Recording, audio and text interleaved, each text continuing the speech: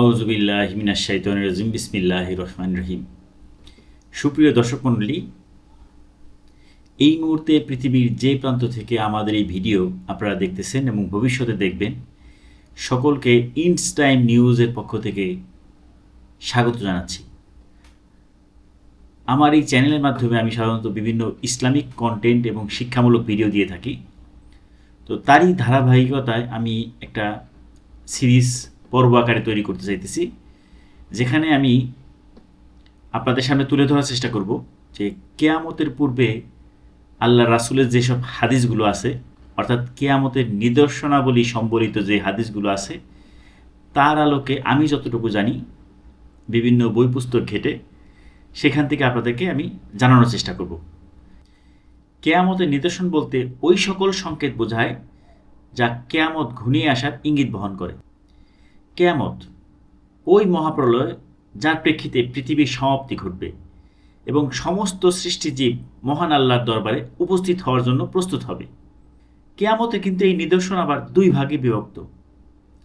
তো আজকের পর্বে আমরা মূলত এই যে দুইটা ভাগ আছে, এই দুইটা ভাগের সম্পর্কে খুবই সংক্ষিপ্ত আকারে জানবো এবং পরবর্তীতে আমি কিন্তু এটা ধারাবাহিকভাবে ভিডিও দিয়ে যাব। ভিডিওগুলো যদি আপনারা দেখতে চান তাহলে অবশ্যই আমাদের এই ইন্স টাইম নিউজ চ্যানেলটা আপনারা সাবস্ক্রাইব করে পাশে থাকা বেল আইকনটিতে ক্লিক করে রাখবেন, যাতে আমাদের ভিডিও পাবলিশড হওয়া মাত্রই আপনারা দেখতে পারেন। তো আমরা যে কথা বলতেছিলাম যে কিয়ামতের নিদর্শনসমূহ কিন্তু দুই ভাগে বিভক্ত। প্রথম ভাগ হচ্ছে ক্ষুদ্রতম নিদর্শন। এই প্রথম ভাগ কিন্তু আবার দুই প্রকার। একটা হচ্ছে দূরবর্তী নিদর্শন, অর্থাৎ যে সকল নিদর্শন প্রকাশিত হয়ে অতিবাহিত হয়ে গেছে এবং কিয়ামত থেকে বহু দূরে হওয়ার দরুন এগুলোকে ছোট নিদর্শনের অন্তর্ভুক্ত করা যায়, যেমন শেষ নবী হজরত মুহাম্মদ সাল্লাল্লাহু আলাইহি ওয়াসাল্লামের আবির্ভাব, এছাড়া চন্দ্র বিদারণের ঘটনা, মদিনায় বিশাল অগ্নিকুণ্ড প্রকাশ ইত্যাদি। আর দ্বিতীয় হচ্ছে মধ্যবর্তী নিদর্শন, অর্থাৎ যেগুলো প্রকাশ হয়েছে এবং শেষ না হয়ে দীর্ঘদিন আরও বৃদ্ধি পাচ্ছে এবং এর সংখ্যা অনেক, এগুলো ক্ষুদ্রতম নিদর্শনের অন্তর্ভুক্ত। আর দ্বিতীয় ভাগ হচ্ছে বৃহত্তম নিদর্শন, অর্থাৎ যেগুলোর ধারাবাহিক প্রকাশ হলে পরক্ষণেই কিয়ামত সংঘটিত হয়ে যাবে এবং এর সংখ্যাও কিন্তু প্রায় 10টির মতো। হযরত হুযায়ফা রাদিয়াল্লাহু তাআলা আনহু বলেন, আমরা পরস্পর আলাপরত ছিলাম। নবী করিম সাল্লাল্লাহু আলাইহি ওয়াসাল্লাম এসে জিজ্ঞেস করলেন, তোমরা কি প্রসঙ্গে আলোচনা করতেছিলে? সবাই বলল, কিয়ামত প্রসঙ্গে। তখন নবী সাল্লাল্লাহু আলাইহি ওয়াসাল্লাম বলতে লাগলেন, কিয়ামত সংঘটিত হবে না যতক্ষণ না তোমরা 10টি বৃহৎ নিদর্শন প্রত্যক্ষ করো।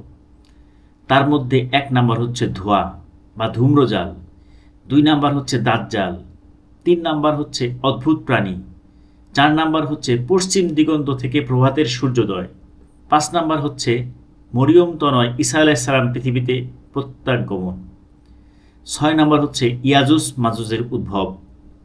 এরপর হচ্ছে 3টি ভূমিধস, এগুলো হচ্ছে যথাক্রমে 7 নাম্বারে প্রাচ্যে ভূমিধস, 8 নাম্বার হচ্ছে পাশ্চাত্যে ভূমিধস, 9 নাম্বার হচ্ছে আরব উপদ্বীপে ভূমিধস, আর সর্বশেষ 10 নাম্বার হচ্ছে ইয়েমেন থেকে উথিত শহরের ময়দান দিকে তাড়নাকারী বিশাল অগ্নি।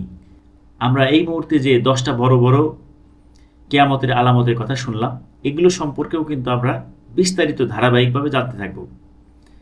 আমার এই ভিডিও একমাত্র তাদের কাছেই ভালো লাগবে যারা আল্লাহ এবং আল্লাহর রাসূলকে ভালোবাসেন এবং কিয়ামত সম্পর্কিত হাদিসগুলো জানতে চান। এবং এইখান থেকে আজকের ভিডিওতে আমি মাত্র 5টা ক্ষুদ্রতম নিদর্শনগুলো কথা বলবো। তার মধ্যে 1 নাম্বার হচ্ছে নবী মুহাম্মদ সাল্লাল্লাহু আলাইহি ওয়াসাল্লামের আগমন। নবী করিম সাল্লাল্লাহু আলাইহি ওয়াসাল্লামের ভাষ্যমতে শেষ নবী হিসাবে দুনিয়াতে তার আগমনই কিয়ামতের প্রথম ক্ষুদ্রতম নিদর্শন। হযরত সাহুল বিন সাদ রাদিয়াল্লাহু তাআলা আনহু থেকে বর্ণিত, তিনি বলেন, আমি নবী করিম সাল্লাল্লাহু আলাইহি ওয়াসাল্লামকে দেখেছি, তিনি তর্জনীয় মধ্য আঙ্গুলি দিয়ে ইশারা করে বলেছেন, আমার এবং কিয়ামতের মধ্যে 2 আঙ্গুলের মধ্যবর্তী ফাঁকা জায়গার ন্যায় ব্যবধান। আর দ্বিতীয় হচ্ছে নবী মুহাম্মদ সাল্লাল্লাহু আলাইহি ওয়াসাল্লামের ইন্তেকাল। নবী করিম সাল্লাল্লাহু আলাইহি ওয়াসাল্লামের ইন্তেকাল কিয়ামতের প্রাথমিক নিদর্শনগুলির মধ্যে অন্যতম। প্রখ্যাত সাহাবী আউফ বিন মালিক রাদিয়াল্লাহু তাআলা আনহু বর্ণনায়, তাবুক যুদ্ধ চলাকালে একদা আমি নবী করিম সাল্লাল্লাহু আলাইহি ওয়াসাল্লামের কাছে আসলাম। তখন তিনি পশমের তৈরি একটি তাঁবুতে বসেছিলেন। আমাকে দেখে বলতে লাগলেন, 6টি বিষয় আঙুল দিয়ে গুণে রাখো এবং এগুলো হচ্ছে কিয়ামতের নিদর্শন স্বরূপ। 1 হচ্ছে আমার ইন্তেকাল, তো নবী করিম সাল্লাল্লাহু আলাইহি ওয়াসাল্লামের ইন্তেকালের মাধ্যমে এই সবচেয়ে বড় ধাক্কাটি মুসলমানদের অনুভূত হয় এবং কিয়ামতের চিরন্তন নিদর্শন হয়ে লাখো সাহাবীদের শোক সাগরে ভাসিয়ে তিনি আল্লাহর সান্নিধ্যে চলে যান। 3 নম্বরে আজকে যে কিয়ামতের ক্ষুদ্রতম নিদর্শন নিয়ে কথা বলবো সেটা হচ্ছে চন্দ্র বিদারণ। আল্লাহ তাআলা বলেন, কিয়ামত আসন্ন, চন্দ্র বিদীর্ণ হয়েছে, তারা যদি কোনো নিদর্শন দেখে তবে মুখ ফিরিয়ে নেয়। আনাস বিন মালিক রাদিয়াল্লাহু তাআলা বলেন, মক্কাবাসী নবীজির দাওয়াতে সত্যতা প্রমাণে কোনো নিদর্শন দাবি করলে নবীজি তৎক্ষণাৎ চন্দ্র দ্বিখণ্ডিত করে দেখান। এটা বুখারী এবং মুসলিম শরীফে কিন্তু একটা হাদিস। এছাড়া ইবনে আব্বাস রাদিয়াল্লাহু তাআলা বলেন, একদা মক্কার মুশরিক সম্প্রদায় নবী করিম সাল্লাল্লাহু আলাইহি ওয়াসাল্লামের কাছে এসে বলতে লাগলো, তুমি যদি সত্যবাদী হয়ে থাকো তবে আমাদের সামনে চন্দ্রকে দ্বিখণ্ডিত করে দেখাও। এক খণ্ড আবু কুবাইশ পর্বতে, অপর খণ্ড কুআইকান পর্বতে নিয়ে আসো। রাত্রি ছিল পূর্ণিমার। মুশরিকদের কথা শুনে নবীজি সাল্লাল্লাহু আলাইহি ওয়াসাল্লাম আল্লাহর দরবারে দোয়া করতে লাগলেন। কিছুক্ষণের মধ্যেই চন্দ্র দ্বিখণ্ডিত হয়ে গেল। এক খণ্ড আবু কুবাইশ পর্বতে, অপর খণ্ড কুআইকান পর্বতের উপরে গিয়ে পতিত হলো। নবী করিম সাল্লাল্লাহু আলাইহি ওয়াসাল্লাম আমাদেরকে লক্ষ্য করে বললেন, ভালো করে দেখে নাও। কিয়ামতের চতুর্থ আলামত হচ্ছে সাহাবা যুগের অবসান। নবীর পর সৃষ্টির সেরা মানব জাতি হচ্ছেন সাহাবায়ে কেরাম। আবু মুসা রাদিয়াল্লাহু তাআলা আনহু বর্ণিত হাদিসে নবী করিম সাল্লাল্লাহু আলাইহি ওয়াসাল্লাম বলেন, তারকারাজি আসমানের নিরাপত্তা প্রহরী। তারকারাজি বিলুপ্ত হলে আকাশের অন্তিম ঘনিয়ে আসবে। তদ্রূপ সাহাবীদের জন্য আমি হলাম নিরাপত্তা প্রহরী। আমি চলে গেলে সাহাবীদের অন্তিম সময় ঘনিয়ে আসবে। সাহাবাগণ আমার উম্মতের নিরাপত্তা প্রহরী। সাহাবা যুগের অবসান হলে উম্মতের অন্তিম সময় ঘনিয়ে আসবে। এটা মুসলিম শরীফের একটা হাদিস। এবং আজকের ভিডিও সর্বশেষ লক্ষণের কথা আমি বলবো কিয়ামতের ক্ষুদ্রতম নিদর্শনের মধ্যে, সেটা হচ্ছে মুসলমানদের বাইতুল মাকদিস বা জেরুজালেম বিজয়। নবী করিম সাল্লাল্লাহু আলাইহি ওয়াসাল্লামের আগমনকালে বাইতুল মাকদিস সম্পূর্ণ রোম খ্রিস্টানদের অধিকারে ছিল। রোম ছিল তখনকার প্রতিষ্ঠিত পরাশক্তি।